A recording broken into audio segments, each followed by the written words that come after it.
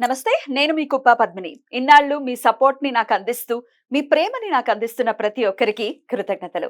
ఇప్పుడు చూడబోతున్న ఈ వీడియో కూడా ఖచ్చితంగా మీకు ఉపయోగపడుతుంది. లైక్, షేర్ అండ్ సబ్స్క్రైబ్ చేసి మీ ఇష్టాన్ని అలాగే మీ సపోర్ట్‌ని నాకందించండి. అలాగే ఈ వీడియో పట్ల మీ అభిప్రాయాన్ని కామెంట్ సెక్షన్‌లో కామెంట్ చేసి నాకు తెలియజేయండి. నమస్తే. Welcome to our channel. నేను పద్మిని. ప్రస్తుతంతో పాటు ప్రముఖ ఆధ్యాత్మికవేత్త, వాస్తు జ్యోతిష పండితులు శేషగిరిరావు గారు ఉన్నారు. మాట్లాడదాం. సార్ నమస్కారం అండి. నమస్తే అండి. బాగున్నారండి? బాగున్నాము. మీ సమయాన్ని మాకు ఇస్తున్నందుకు చాలా చాలా కృతజ్ఞతలండి. వెల్కమ్ టు రెడ్ టీవీ భక్తి. Thank you. మన ప్రేక్షకులందరికీ కూడా ఆ భగవంతుని పరిపూర్ణ ఆయుర ఆరోగ్య అవసర్యాలను ప్రసాదించాలని కోరుకుంటున్నాను.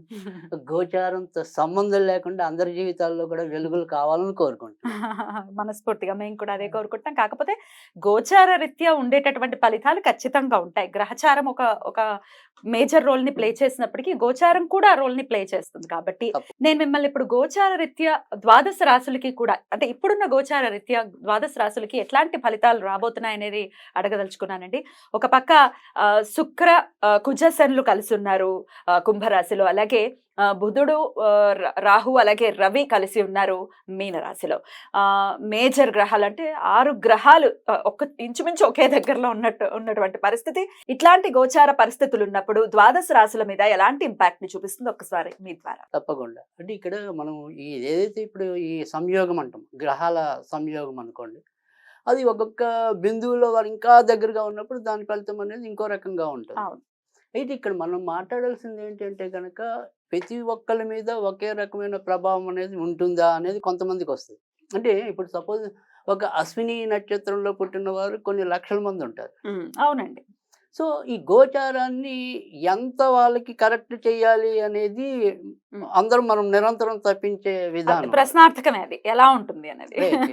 సో ఇక్కడ ప్రత్యేకంగా మనం మాట్లాడుకోవాలంటే కనుక 3 విషయాలు ప్రతి రాశిలో కూడా మున్ముందు, అంటే సమీప ఒక 2-3 నెలల భవిష్యత్తు కనుక తీసుకుంటే కనుక కనీసం ఒక 3 నెలలు వివిధ కోణాల్లో ముఖ్యంగా వచ్చేప్పటికీ ఆరోగ్య సమస్యలు పెరుగుతాయి.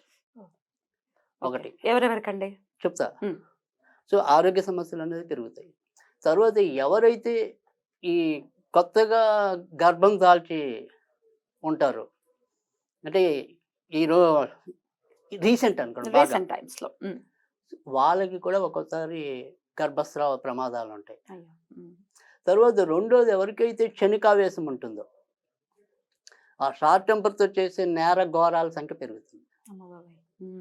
సో అందుకని ఖచ్చితంగా ఈ 2-3 నెలలు కూడా ఏ రాశి వారైనా ఎంతో కొంత జాగ్రత్త తీసుకోవాలి. స్ట్రెస్ఫుల్ లైఫ్ ఉంటుంది 2-3 నెలలు. 2-3 నెలలు.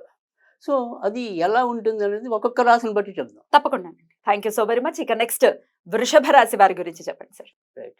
వృషభ రాశి వారికి అయితే కనుక నేరుగా చెప్పాలంటే వీరికి ఉన్నంతలో కొద్దిగా పట్టిందల్లా బంగారం అనొచ్చు. ఎందుకంటే వీరికి వచ్చేప్పటికి ఏంటంటే వృషభ రాశికి శని చాలా యోగకారకుడు, మేలు చేసేవాడు.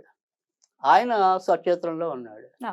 తర్వాత వచ్చేప్పటికి ఏంటంటే ఇక్కడ వృషభ రాశికి వచ్చేప్పటికి రవి లాభంలో ఉంటాడు, బుధుడు లాభంలో ఉంటాడు.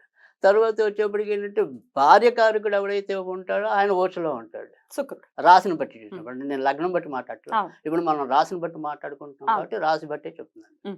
సో అందుకని వృషభ రాశి వారికి చాలా ఎక్కువ విషయాల్లో మేలు జరగడానికి ఉంటుంది. అయితే ఇప్పుడు ఆల్రెడీ ఇంకొక 2-3 రోజులకి వచ్చేసాం.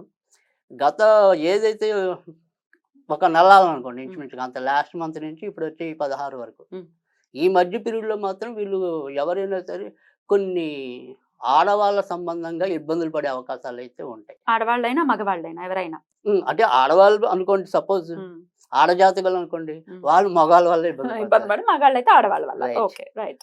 సో అలా ఏ విధంగా ఇబ్బంది పడవచ్చు అంటే, సపోజ్ ఇప్పుడు మనకి తెలియకుండా, అంటే ఇంట్లో భార్య ఒప్పుకోదను, అమ్మా నాన్న ఒప్పుకోదను, మనం రహస్యంగా అప్పుడప్పుడు కొంత మన మిత్రులకు కానీ మనకి తెలిసిన బంధువులకు కానీ సహాయపడుతూ ఉంటాం. ఈ సహాయపడిన వాళ్ళే ఒక్కోసారి వీళ్ళకి ఏమైనా తలనొప్పులు కావచ్చు, బెడిసి కొడుతుంది సహాయం. రైట్. సో అక్కడ ఇంట్లో మనస్పర్ధలకి దారి తీయడం అనేది ఉంటుంది. తర్వాత రెండోది వచ్చేప్పటికి, ఎవరైతే ఇంకా సంతానం కావాలని వేచి ఉన్నారంటే, రకరకాల పరీక్షలకు వెళ్ళింటే సంతానం లేని వాళ్ళ సంగతి చెప్తున్నాను, వాళ్ళకి ఇంకా అప్పుడే కలగదు సంతానం. ఇంకా 2 నెలలు కనీసం అయితే ఆగాల్సి ఉంటుంది. అప్పటిదాకా ఏదో ఒక ట్రీట్మెంట్ల కోసం పరిగెత్తాల్సి ఉంటుంది. ఇక తర్వాతకి వచ్చేప్పటికి నష్టం ఏముంది అంటే గనక, నష్టం అనేది పెద్దగా అయితే ఏమి? ప్రస్తుతం అయితే ఏమీ కనపట్టలేదు. కానీ వీరు ఇందాక చెప్పినట్టు ఈ స్త్రీలైతే పురుషులు, పురుషులైతే స్త్రీలు వీరితో ఈ బంధుత్వ విషయాల్లో లేదా వాళ్ళతో చేసే సంభాషణ రీత్యా ఇంకొద్ది కాలం జాగ్రత్త వహిస్తే వారి ఇంకా జీవితం బాగుంటుంది. తప్పకుండా. అయితే అన్ని విధాల బాగుండాలి ఈ 2 నెలలు కూడా అని అనుకునే వాళ్ళు ఎట్లాంటి పరిహారాలు పాటించాలండి వృషభ రాశి వారు? రైట్. ఈ వృషభ రాశి వారికి అంటే ఇక్కడ శని వీళ్ళకి ఎప్పుడైతే ఒక అదృష్టం ఇవ్వటం అనుకోండి, లేదు వారి యొక్క వృత్తి ఉద్యోగాలకి సంబంధించి మంచి చేయటం అనుకోండి, అది శనితో ముడిపడి ఉంటుంది. శని అనేవాడు మిగతా వాళ్ళగా వేగం ఇచ్చే మనిషి అయితే కాదు. నిదానమే. నిదానం. అందుకని ఆయన మందగ్రహం అన్నాం. ఉమ్. సో అందుకని ఆయన నుంచి ఇంకొద్దిగా మంచి తొందరగా పొందడం కోసం ఉమ్. అది వెంకటేశ్వర స్వామికి శనివారాల పూట కొద్దిగా నల్ల ద్రాక్షలు నివేదన చేస్తే గనక ఉమ్. చాలా మేలు జరుగుతుంది. సరే మరి నల్ల ద్రాక్షలు దొరకకపోతే మా పరిస్థితి ఏంటి అని అడిగే వాళ్ళు కూడా కొంతమంది కానీ ఉంటారు. ఇప్పుడు దొరుకుతున్నాయి. ఇప్పుడు దొరుకుతాయి. సీజన్ స్టార్ట్ అయింది. సరే ఆ, ఏదో ఏదో ప్రాంతంలో దొరకలేదు. దొరకదు. ఆ. మరి వాళ్ళకి ఏం చేయాలి అవును, అవును. అనేది ఎప్పుడు ఉంటుంది. అవును. సో అలాంటి వాళ్ళు ఒకవేళ ఇన్ కేసు దొరకకపోతే ఉమ్. బాదం పప్పు నివేదన చేయండి. అంటే నానబెట్టిందండి లేకపోతే పచ్చిదైనా మామూలు? ఎప్పుడైనా సరే మనం నానబెట్టి పెట్టడం అనేది మంచిది. అంతే కదా, మనం ఎలా తింటున్నాం అలాగే పెట్టాలి పెట్టాలి. కదా. Right right. ఎన్ని దానికి ఏమైనా అంటే లెక్క ఉందా? కొలత అనేది ఎప్పుడు ఉండదు. ఉండదు. ఉమ్. సో మన శక్తానుసారం మనం పెట్టుకోవటం ఎలాగో తర్వాత పెట్టి మనం మనం తినేదే.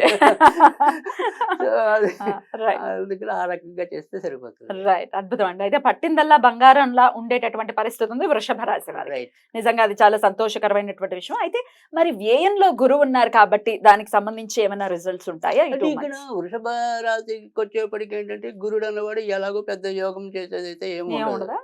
తర్వాత రెండోది ఏంటంటే గురుడు వ్యయంలో ఉన్నప్పటికీ కూడా వీళ్ళకి అది ఎంతో కొంత పుణ్య కార్యాచరణకి ఉపయోగపడుతుంది. ఓ, అయితే మన డబ్బులు పుణ్యానికి వ్యయం అవుతాయి. రైట్. అంటే ఒక పూజలకి. ధార్మిక క్షేత్రాలకు వెళ్ళొచ్చు, పూజలు ఇంకా పెరగచ్చు. ఇందాక మనం చెప్పాం కదా శని లేట్ చేస్తున్నాడు కాబట్టి.